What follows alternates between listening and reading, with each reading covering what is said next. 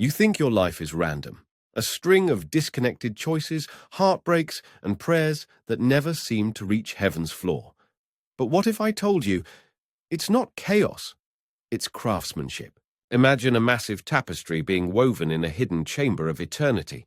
From your side, you see knots, frays, and tangled strings.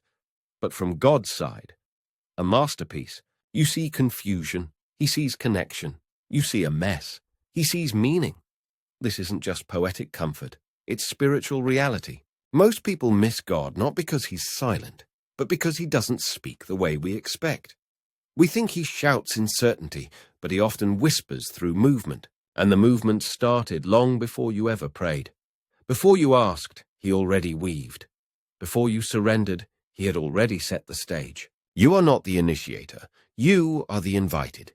And the invitation is not to understand, but to experience. Let me tell you a story. A boy stands in the back pew of a tiny church in Western Canada. He's shy, average, unimpressive. But something invisible happens that night. God whispers, "I want all of you." That boy was Henry Blackaby. He didn't see a global ministry. He didn't see best-selling books. He saw nothing, just a knot in the thread. But he said yes. And decades later, millions have been pulled into the divine weave because one ordinary boy trusted the invisible. You're not watching this by accident. This may be your moment. Because in this series, we're not going to teach you a formula to find God's will. We're going to tear the veil between heaven and earth and show you how to recognize what God is already doing around you. You won't see a map, but you'll feel the thread. And it will change everything. You didn't start the story. You stepped into one. Long before you asked God for a sign, he was already signing your name into his purpose. Long before you called out for direction, he was drawing maps around your life. The greatest lie most believers believe is this, that God is waiting on you to begin. But what if God already began and is simply waiting for you to notice? Let's reframe it. Picture a loom the size of a universe. Threads move back and forth in patterns so vast your eyes can't trace them. At first glance, you think it's empty space. But look again. The thread has already started weaving around your timeline, your family, your wounds, your victories, your questions. The first lesson is not how to experience God, but to realize you already are. When Henry Blackaby first surrendered his life to God, he didn't ask to become a global voice. He just noticed something. God was working in his little town. Youth were curious about the Bible. A few older members were praying differently. Families were talking about love again. Blackaby didn't start a ministry. He recognized a movement. And that shift changed everything. You don't need to generate the will of God. You need to discern it, because every day heaven is moving, subtly, steadily, relentlessly. That awkward conversation you had last week, that repeated dream you shrugged off, that person you accidentally ran into, what if they weren't random but woven? God doesn't invite you into activity. He invites you into alignment. He is already at work. The question isn't, will he move? The question is, will you join? Have you ever looked back at a painful season and realized it wasn't meaningless, that something deeper was being orchestrated in the dark? That's the first knot. You rarely recognize it as divine while you're in it, but years later you see the symmetry, the healing, the redirection. You see the thread, and you realize God was always ahead of you. But this is just the tip of the tapestry. If God is already working, the next question is, how do you recognize his voice when he calls your name from the weave? It doesn't begin with a mission. It begins with a meal. The king doesn't hand you the map the moment you knock on the door. He invites you to sit, to listen, to know him. You want God's will? He wants your heart. That's the paradox. While we chase clarity, he chases communion. Imagine this. A royal banquet hall lit by golden candlelight. The table stretches endlessly, set for two, just you and him. But instead of diving into instructions or divine tasks, he pours wine, he breaks bread, he leans in close. And then, nothing. No big reveal, no prophetic fireworks, just the whisper of his presence. And in that silence, something happens. Your need for answers fades beneath your need to be known. This is what Henry Blackaby discovered as a young man. Before he ever taught others how to hear from God, he simply learned to listen, not for direction, but for affection. He realized that intimacy always precedes instruction, that God doesn't drop plans from the sky. He wraps them in relationship. You don't earn your way into His will. You eat your way into it, one quiet dinner at a time. We live in a culture addicted to outcomes. We want the 5-year plan, the strategy, the spiritual GPS. But God is not Google Maps. He's a father, a friend, a shepherd. And like any loving shepherd, He speaks most clearly to the sheep who are closest. Proximity determines clarity. If you can't hear Him, maybe it's not because He's silent, but because you're distant. Have you ever begged God for direction, only to feel ignored? What if He was simply saying, "Come closer, I miss you"? What if your confusion wasn't a test, but an invitation? What if His silence is a whisper you can only hear if you stay? Here's the truth. You'll never truly experience the will of God until you experience the heart of God, because His will flows from who He is, and who He is love. But once you draw near, once you learn to sit, listen, and surrender, the room changes. The king leans in, the candles flicker, and he speaks, but not with a command, with an invitation. If that invitation is real, how do you know when it arrives? It never looks like a scroll from heaven. It rarely sounds like thunder. When God invites you into His will, it comes quietly, like a thread brushing against your fingertips, soft, unseen, but unmistakable. And in that moment, your entire life can pivot, not because you fully understand what's ahead, but because something inside you knows. This is Him. Think of Moses. He wasn't fasting on a mountain or begging for a breakthrough. He was tending sheep. Ordinary day, same dirt, same silence. Then a bush burns without consuming, a whisper in the flame. Moses. No details, no 5-step plan, just a name and a presence. And in that flicker, God was inviting him, not into clarity, but into closeness. And that invitation would reshape history. Every divine calling begins the same way, not with noise, but with a nudge. The loom hums, the thread stretches, and you're pulled towards something that doesn't make sense, yet won't let you go. Maybe it's a restless feeling when you pray, a conversation you can't shake, a burden that haunts you in the best way. It's not always dramatic, it's not always convenient, but it is holy. Henry Blackaby once said, "You never ask God what He wants you to do. You watch what He's already doing and join Him." That's the essence of the invitation. It's not about dreaming something up and asking God to bless it. It's about waking up to what He's already weaving. Your job isn't to invent the mission, it's to recognize the movement. Have you ever felt that gentle ache? That subtle sense that there's something more, but it's just beyond your reach? That could be Him. The invitation rarely feels like a command. It feels like curiosity, like the question that won't go away, like the thought that stings too true, like the open door that makes no sense, but burns with peace. And here's the part most people miss. The invitation isn't to do something for God, it's to do something with Him. You're not being summoned to perform, you're being invited to participate, like a weaver who hands you the thread and whispers, "Come closer, let's do this together." But here's the tension. You can't follow that invitation unless you know the voice, because not every open door is divine, not every nudge is from heaven. So how do you know it's God? How do you tell the voice of the shepherd from the noise of the world? God still speaks, but not always the way you think. He doesn't shout through clouds or thunder in predictable cadence. He whispers in layers. He speaks like a love letter written in invisible ink, only revealed when exposed to the right heat. There are 4 main voices God uses to write His thread into your life: Scripture, prayer, circumstances, and the church. And when those voices align like stars in the night sky, you'll see the pattern. But it takes trust to wait for the full constellation to appear. Start with Scripture, not just verses, but voice. The Bible is not a rule book. It's a revelation. Every page reveals the character of the author. When you read it not to finish, but to feel, the ink glows. The promises come alive. The commands don't restrict. They release. They cut, but they also connect. God's word is not an instruction manual. It's a mirror that reflects both his design and your distortion, and then heals you in the seeing. Then comes prayer. Not the performance kind. Not the grocery list. Real prayer. The kind that leaves you wrecked and still. The kind where silence becomes louder than your words. In that stillness, God does not always speak with sentences. Sometimes he speaks through stillness itself. Peace isn't the absence of conflict. It's the presence of him. And when you pray, listen for the peace.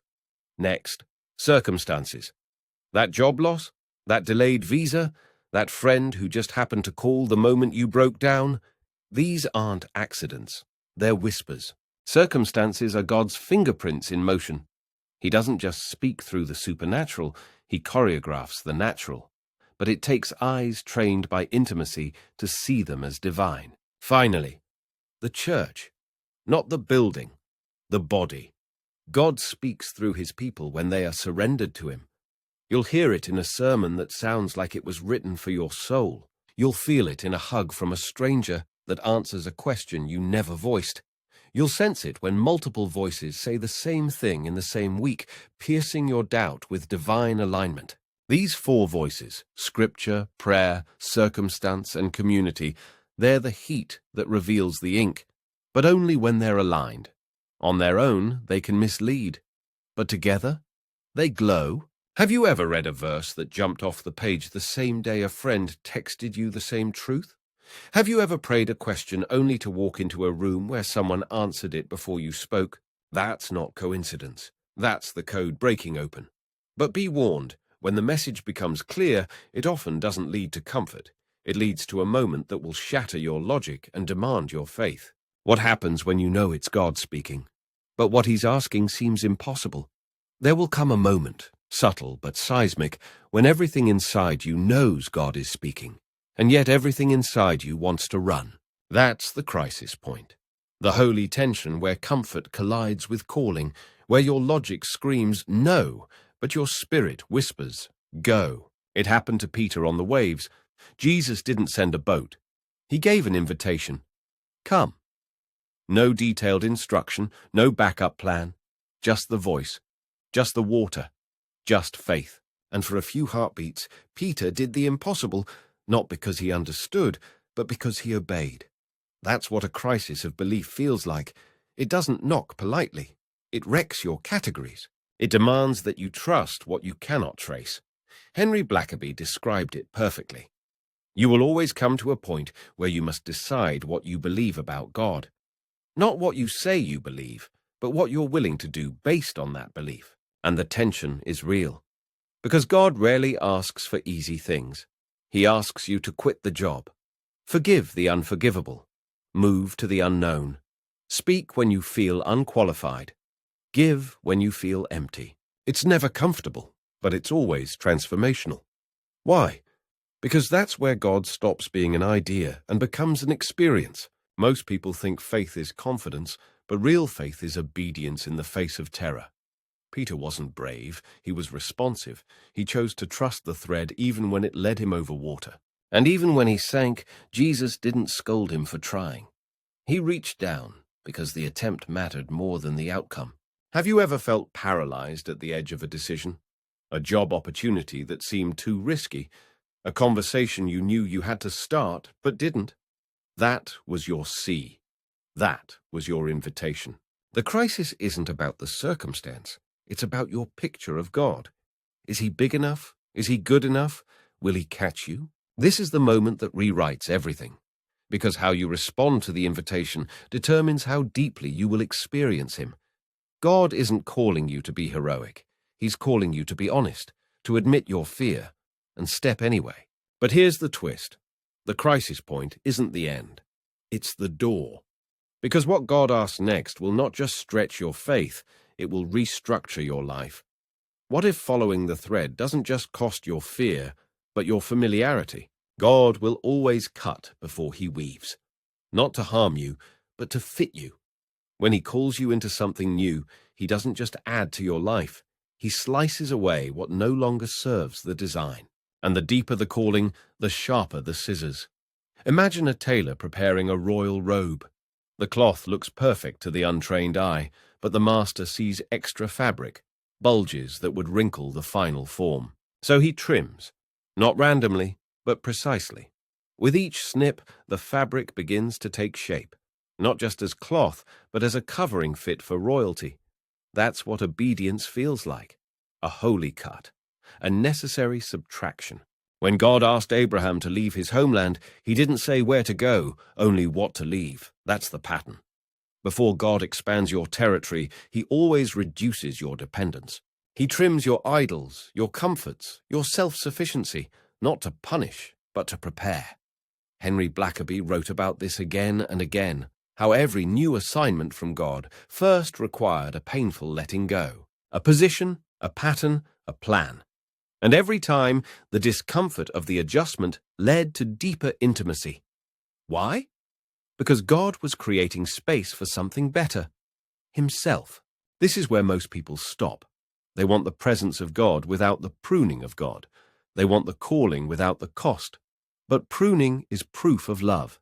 Jesus said it clearly.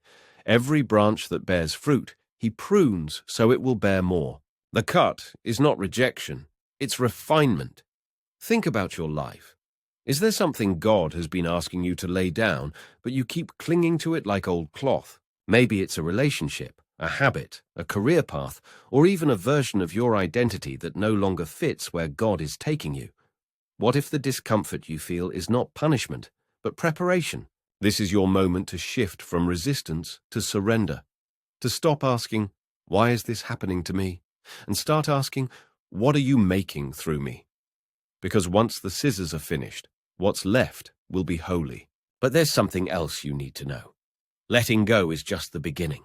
Because after God reshapes you, he asks you to walk it out. And that step? It isn't safe, but it's sacred. Obedience doesn't start with motion. It starts with permission. Not the kind you ask from heaven, but the kind you grant from your own soul. Because the door to God's will doesn't swing open from the outside.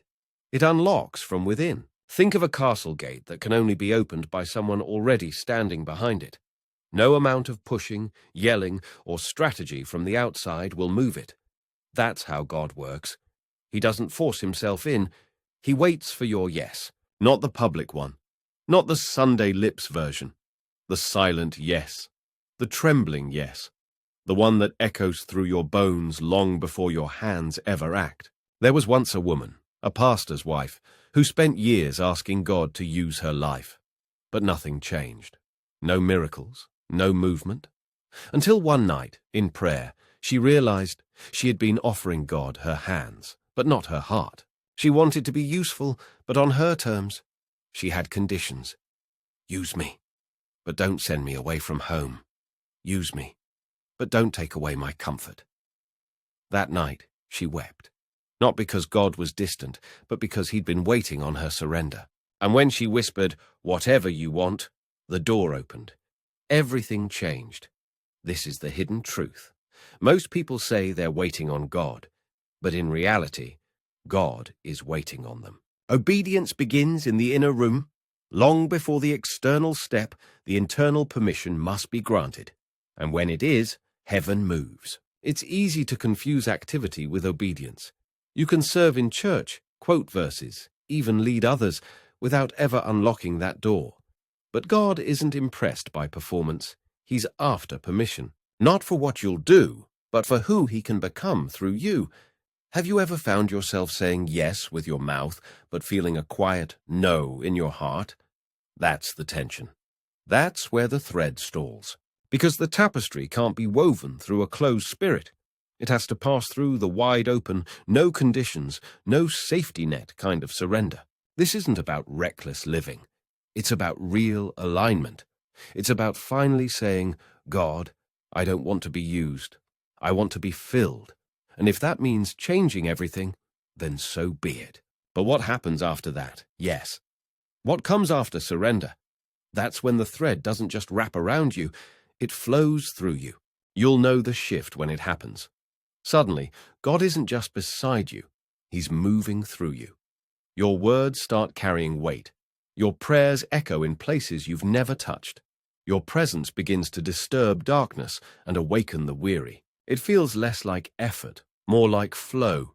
That's when you've become a thread that sings. There's a moment in every believer's life where God stops being a concept and starts being a current. Henry Blackaby described this moment not as achievement, but as surrender. He didn't feel strong. He felt small, but full. In a season where he felt overwhelmed and underqualified, something happened. As he obeyed the next small assignment, he experienced something divine. God working through his weakness, not around it. It's the paradox of heaven. God doesn't wait for your strength. He releases his power through your surrender. Think of an instrument. A harp is just a wooden frame and some strings, until breath hits it, until fingers touch it. Then it vibrates, then it sings. That's your life. You were never meant to produce the melody. You were meant to resonate with it.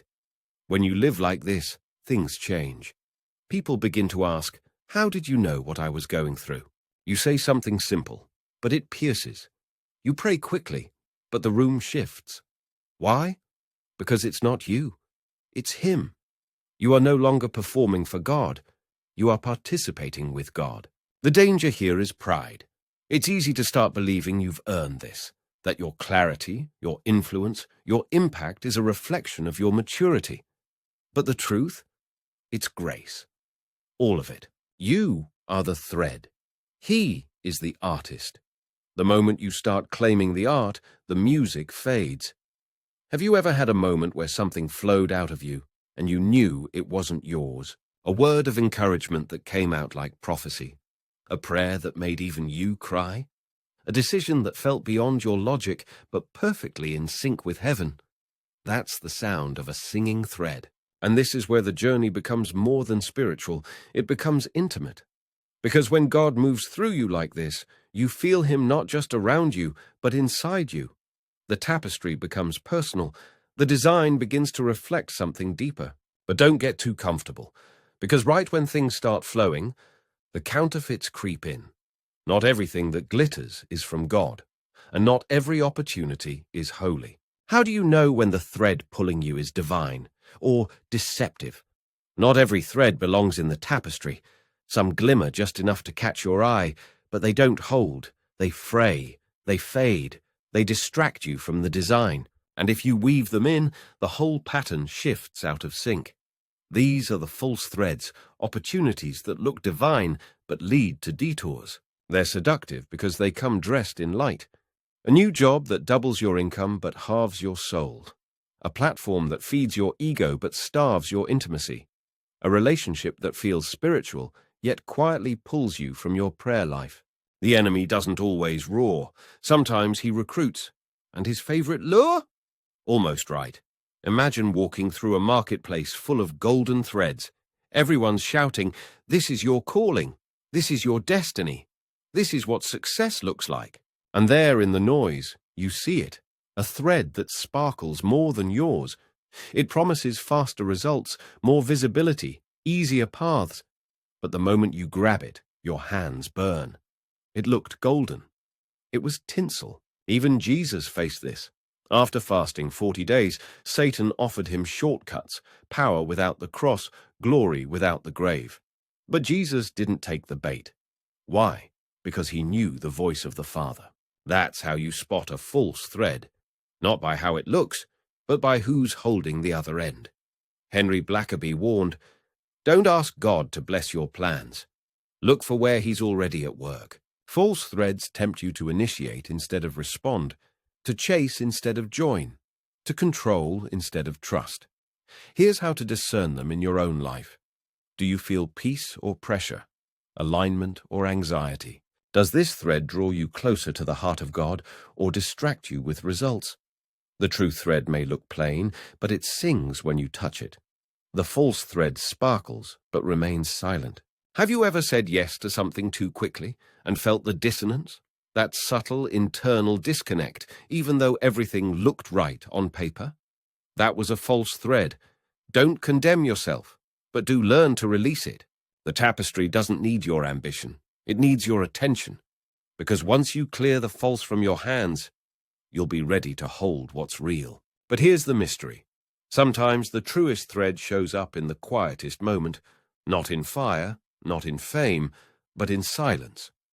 What if your next direction is hidden not in a shout, but in a whisper you've been avoiding? Sometimes God goes silent. The thread disappears. The loom stops humming, and all you hear is stillness. No signs, no voice, just waiting. It feels like abandonment, but it's not. It's deeper than that. This is the dark side of the loom, where God weaves the most sacred patterns in shadows your eyes can't yet see. Think of a master artist working on the underside of a tapestry. From that angle, it's a mess. Knots everywhere. Strings crossing. Nothing beautiful. But the artist never stops. He's working on the unseen side. And when the time is right, he flips it, revealing what he's been doing all along. That's how God operates in silence. Just because he's quiet doesn't mean he's absent. It means he's crafting something too holy to reveal prematurely. Mother Teresa once wrote, "For decades, I felt nothing, no presence, only darkness. And yet, I never left the work." She lived with what spiritual writers call the dark night of the soul. And still, she served, loved, obeyed. Why? Because the silence didn't shake her trust. It tested it and found it real. Henry Blackaby described seasons where he obeyed without clarity, where God didn't explain, just nudged. And every time he responded, fruit followed. But the silence first made obedience feel blind. That's the test. Can you still trust the thread when you can't see it? God uses silence not to confuse you, but to strengthen you. When the feelings fade, the roots deepen. When the signals vanish, your hearing sharpens. It's in the absence of noise that you discover if your faith is built on goosebumps or God himself. Have you ever prayed for weeks, even months, and felt like heaven was closed, that every journal page echoed back emptiness? That's not punishment. That's preparation. He's not ignoring you. He's inviting you to trust what he already said. Silence doesn't erase previous commands. It amplifies them. Here's the secret. The thread never left. You did. Your vision, blurred by disappointment or distraction, stopped seeing. But the thread, still moving, still weaving, still singing, just below the frequency of fear. So the next time God seems quiet, ask not, "Where are you?" but "What are you weaving right now that I'm not ready to see?" Because the moment you ask that, you'll begin to feel it again. The rhythm, the nudge, the pull. And when you do, the next revelation is not just another thread.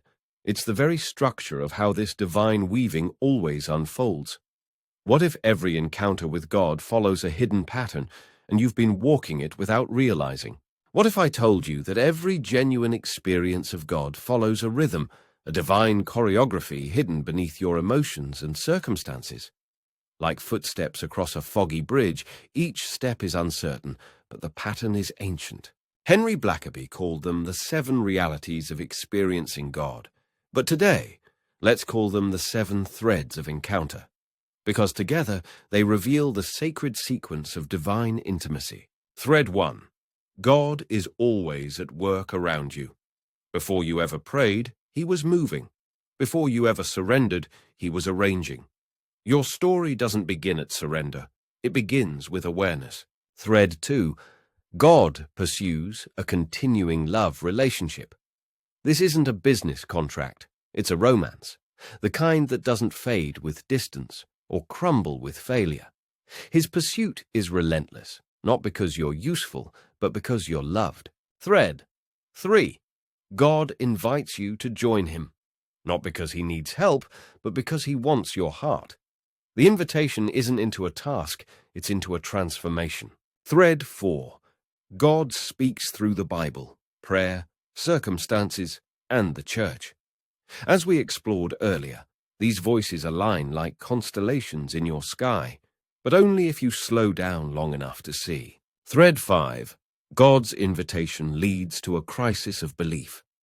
The moment always comes. Will you trust the whisper more than the storm? Will you step when the next step is a cliff? Thread 6. You must adjust your life. Comfort will not carry you into calling. When God rewrites your path, he must first erase your detours. Thread 7. You come to know God by obeying him, not through books, not through theories, through obedience, through the risk, through the raw yes. Blackaby didn't invent this pattern. He uncovered it by tracing it through Moses, Abraham, Esther, Peter, and ordinary people like you. It's how God always moves, from revelation to invitation to transformation. But here's the nuance most miss. These threads don't weave in a straight line. They circle, they repeat. You don't graduate from this pattern, you spiral deeper into it. Each round burns off more pride. Each return calls for deeper surrender. Have you seen this pattern in your life? Maybe you're in thread 5 right now, holding your breath at the edge of a crisis. Maybe you're back at thread 1, rediscovering that God was never silent, just subtle. These threads are not a formula, they're a fingerprint, God's fingerprint. And once you see it, you'll never look at your story the same. But now, something deeper emerges. Because if God's pattern is so precise, why doesn't he just give you the whole design? Why does he only reveal the thread, one step at a time? Most people want a blueprint, a crystal-clear roadmap with mile markers, estimated arrival times, and turn-by-turn voice guidance. But that's not how God leads. He doesn't hand you the map. He is the map, and he only unfolds it when you move. Picture this. You're holding a scroll, blank except for the space beneath your feet. With every step, the ink appears, faint at first, then bold, but if you stop walking, the scroll remains blank. That's how the will of God works. It's progressive, it's relational, and it requires motion before revelation. This truth unsettles our control-driven minds. We want the destination before we commit, but God isn't interested in control. He's interested in communion. His guidance flows out of trust, not clarity. That's why faith is a journey word, not a destination. Henry Blackaby lived this constantly. When he moved his family to a tiny, unknown church in Saskatchewan, there was no promise of success, no visible strategy, just a whisper. Go. As he obeyed, the scroll kept unfolding. New people came. Revival stirred. Doors opened. But none of it would have happened if he had waited for full instructions. That's your life. You're waiting for a map. God's waiting for a move. You say, but I don't know what's next. He says, that's the point. I am your next. The clarity you crave isn't hidden. It's conditional. Conditional on obedience. Conditional on movement. Have you ever had a decision hang over you for months, only to find peace the moment you finally acted?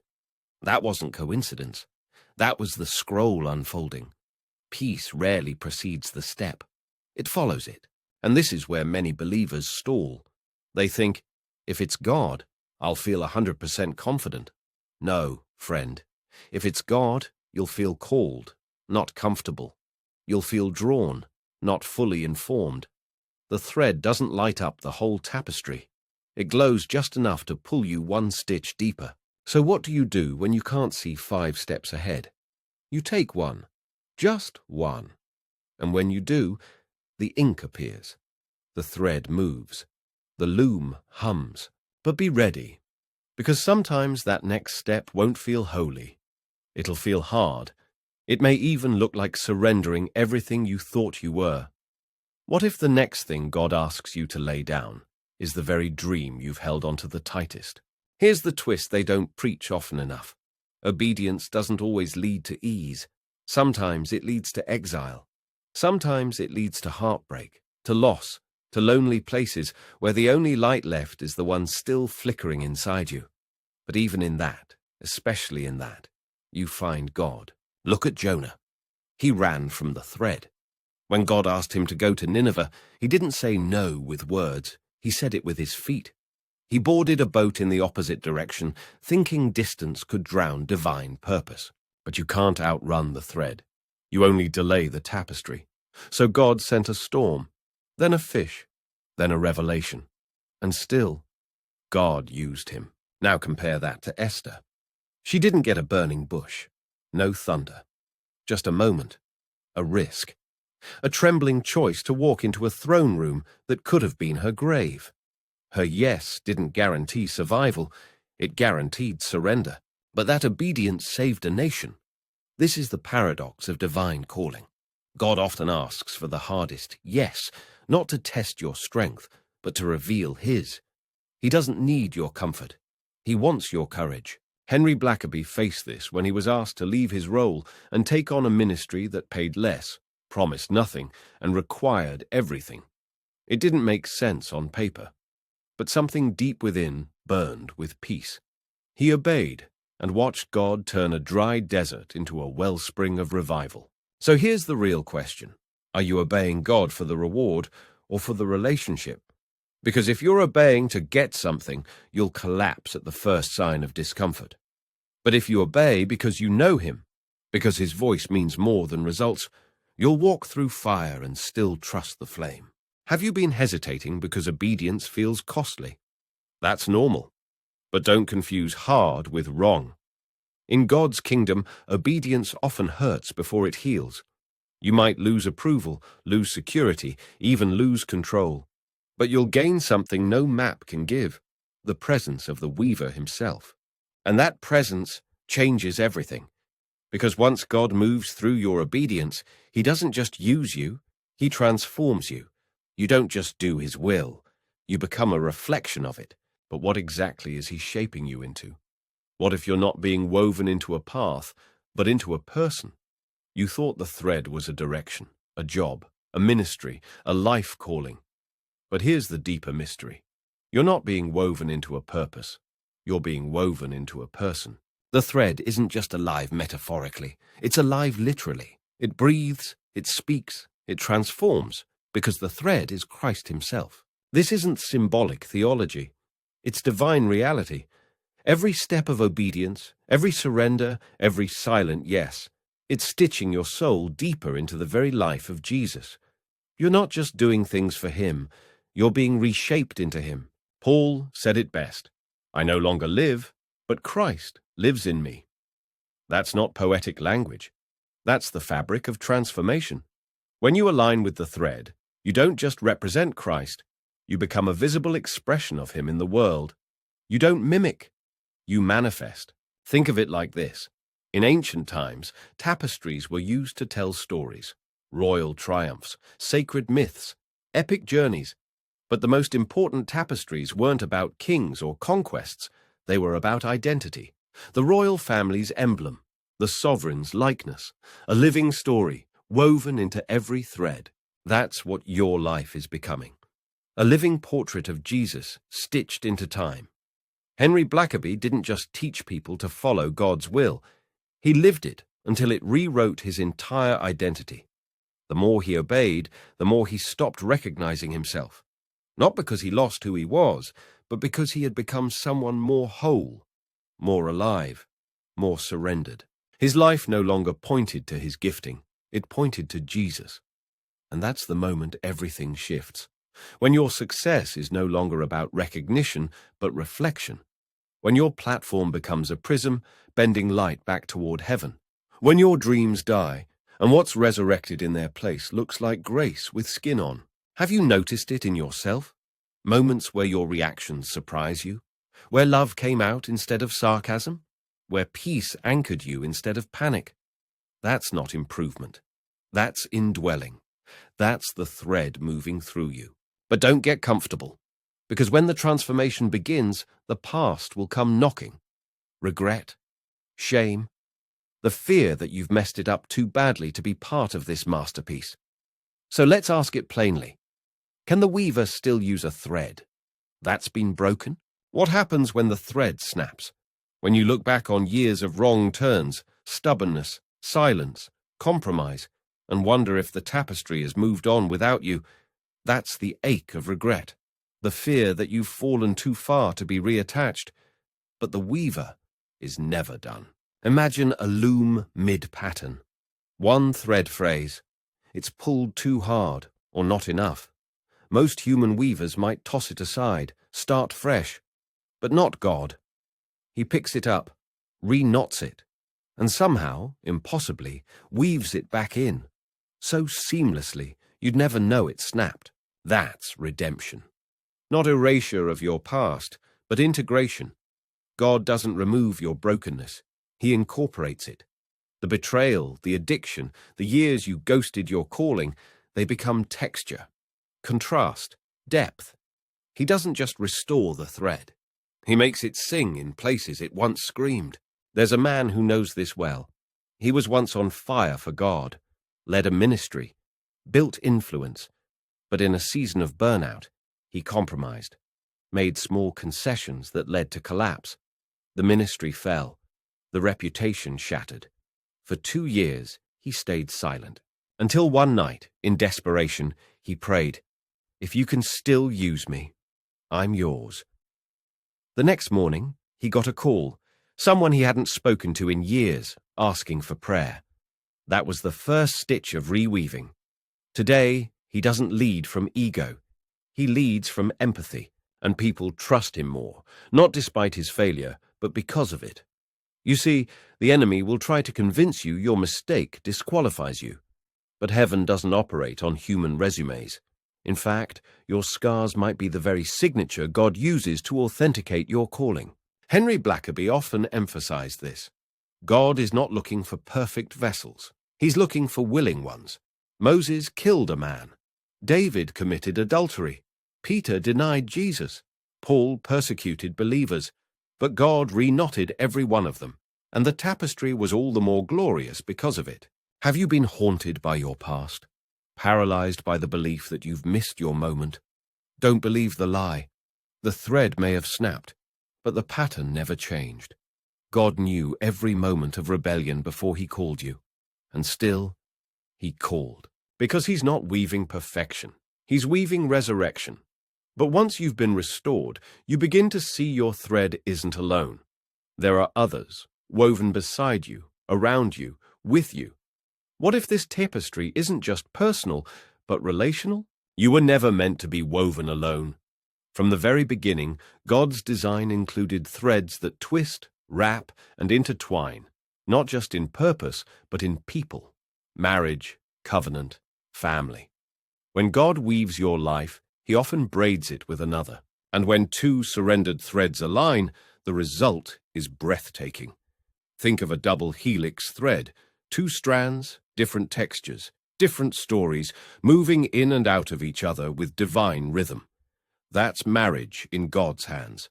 Not just romance, not just survival, a sacred weaving of 2 souls, each shaping the pattern of the other. One thread sharpens, one softens, one supports, one challenges, and in that tension, something holy emerges. Henry Blackaby often spoke of how his wife, Marilyn, was not behind his ministry, but inside it. Her discernment became his compass, her prayers, his covering. Their obedience wasn't parallel, it was intertwined. They didn't just experience God individually, they experienced him together. And this doesn't just apply to marriage. God weaves families, parents and children, siblings in faith, generations echoing the same yes. You might be the first in your bloodline to feel the thread, but when you say yes, it often pulls others with you. There's a couple I know who were successful by every worldly measure: business, reputation, stability. But something always felt off. Until one day, the husband walked into a prayer meeting he hadn't planned to attend. God wrecked him. He surrendered, went home trembling, told his wife. She cried, not because she was shocked, but because she had been praying for months. That was the moment. 2 threads met. Their story changed. Their children noticed. Their house shifted. Today, they don't just live well, they live aligned. You see, when God braids your life with another, he's not just creating companionship, he's creating covenant. And covenant weaves strength. Scripture says, a cord of 3 strands is not easily broken. You, them, God. That's the braid. But covenant also requires cutting. You can't stay who you were and become who you're meant to be, especially together. Marriage will reveal your ego faster than ministry ever will. Parenting will challenge your faith more than a mission trip. But all of it is part of the thread. All of it is worship. Have you ever felt like your marriage or your family was random? Like just surviving was enough? What if God designed that connection not just for support, but for sacred synergy? What if your most powerful experiences of God are waiting, not in the next sermon, but in your next conversation across the dinner table? Because when threads align under the weaver's hand, they don't just survive, they create legacy. But the question remains, how do you pass this divine rhythm to those who come after you? To the children, the next generation, the ones whose threads are just starting to show.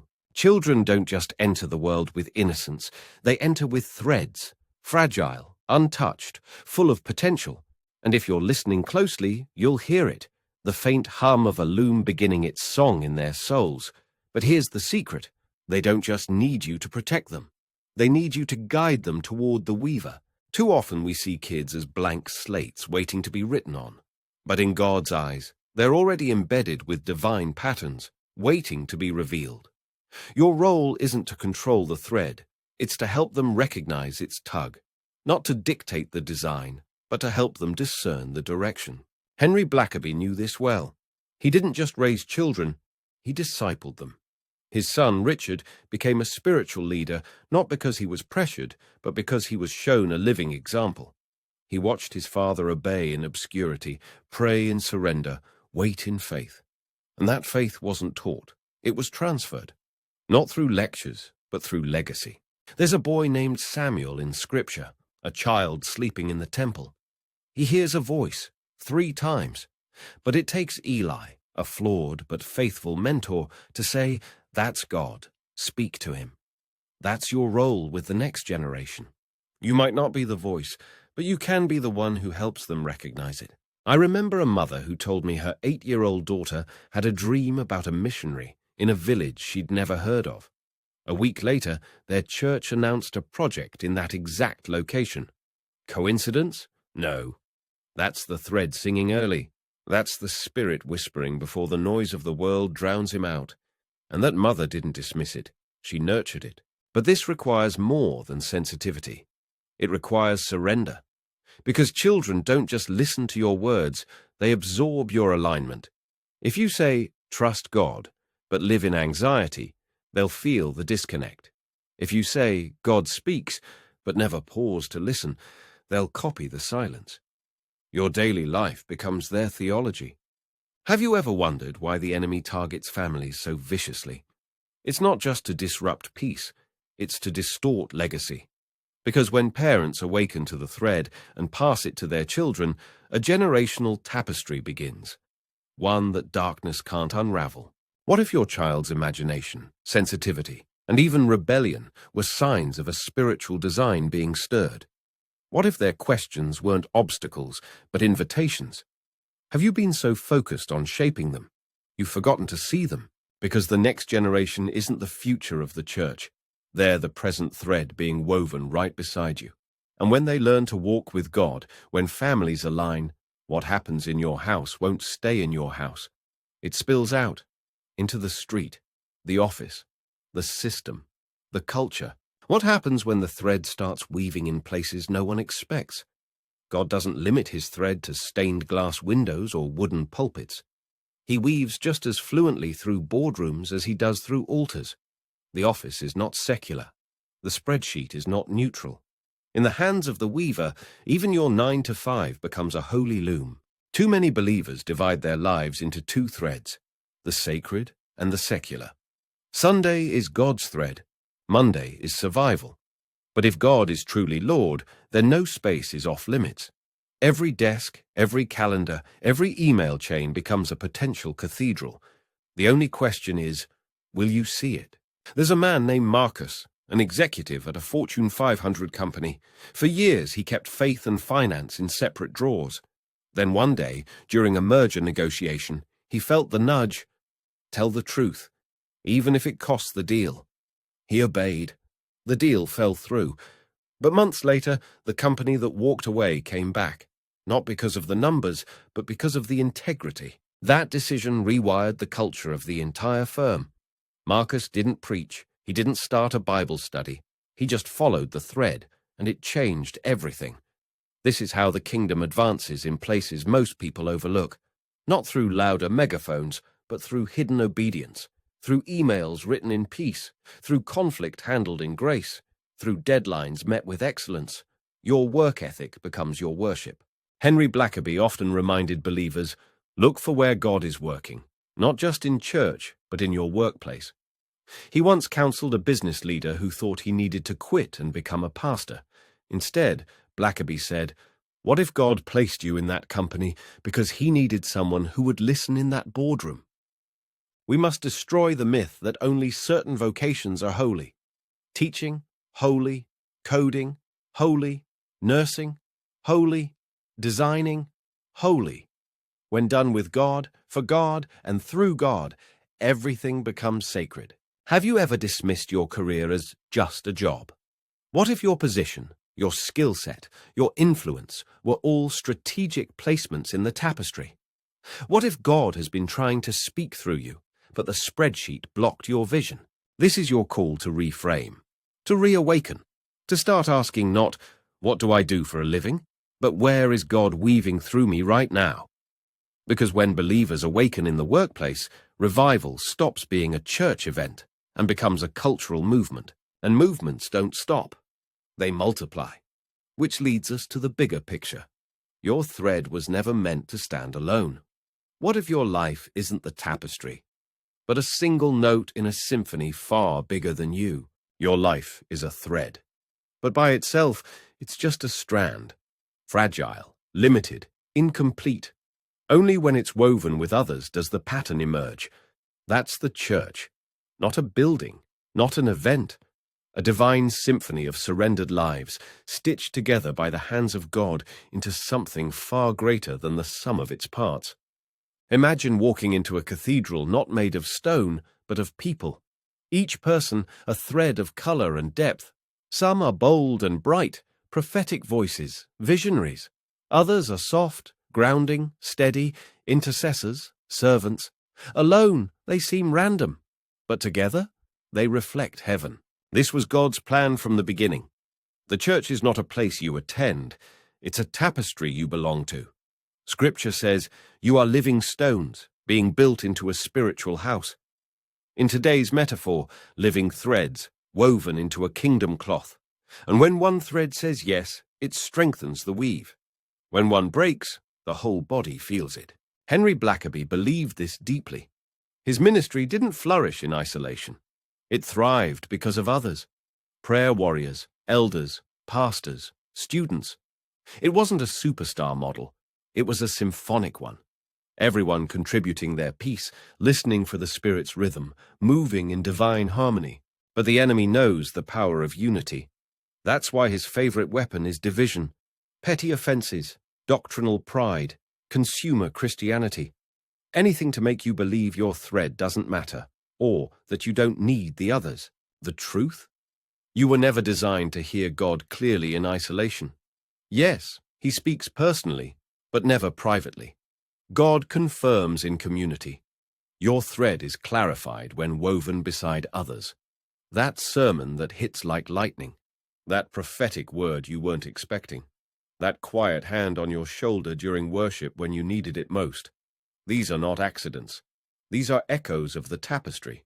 Have you been drifting from the body, watching from a distance, unsure if your voice still matters?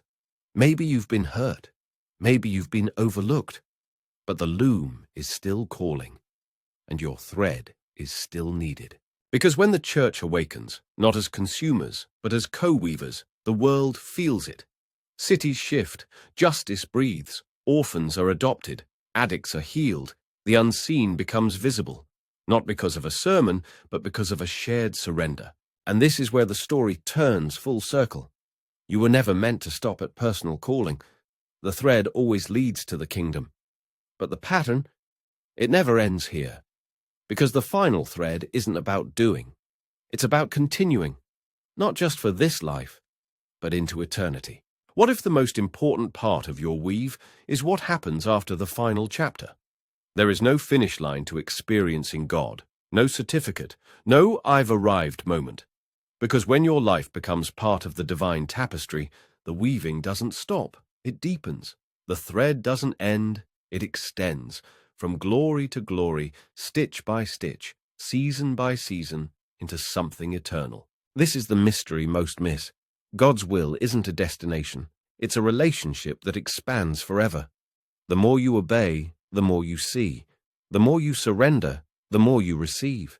And just when you think you've reached the edge of his plan, the pattern folds open into another layer. Think of the disciples.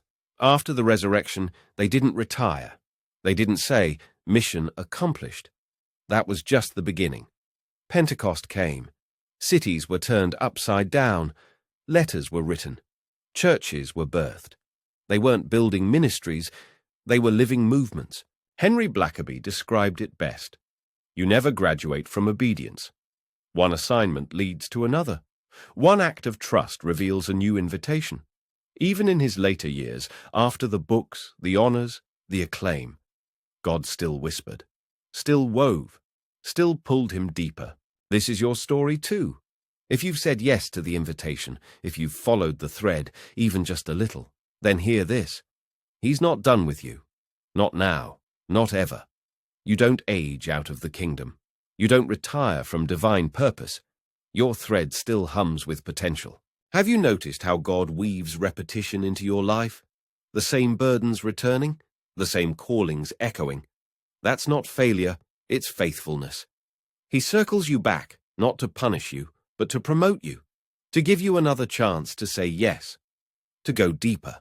Because the greatest danger in spiritual growth is assuming you've grown enough, that you've learned the lessons, that you can now coast on past obedience.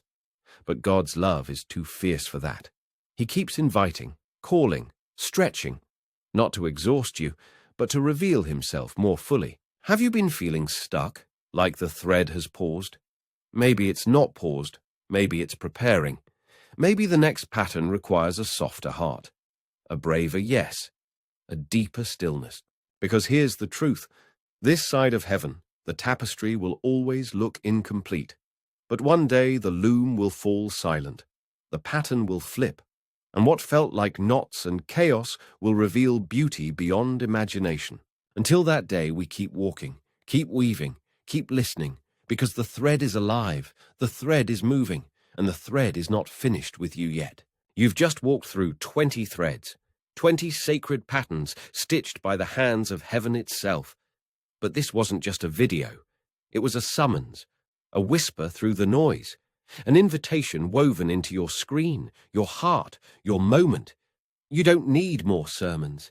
You don't need another strategy. What you need is surrender. You've learned that God is already working around you, that he speaks, he invites, he weaves not only through fire and miracles, but through meals, silence, spreadsheets, and scars. You've seen the cost of obedience, the crisis of belief, the comfort of communion. You've discovered that broken threads still belong, that your job is not to design the tapestry, but to follow the thread. So here's what you do now. Look around.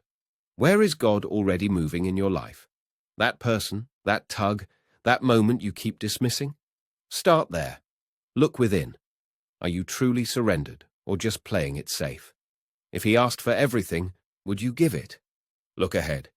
What's your next stitch? Not the whole plan. Just the next yes. One small movement unlocks an entire pattern. And finally, remember this. You are not a side note. You are not a mistake. You are not late. You are a thread. And the weaver has not finished with you yet. Remember, you are not the weaver. You are the yes.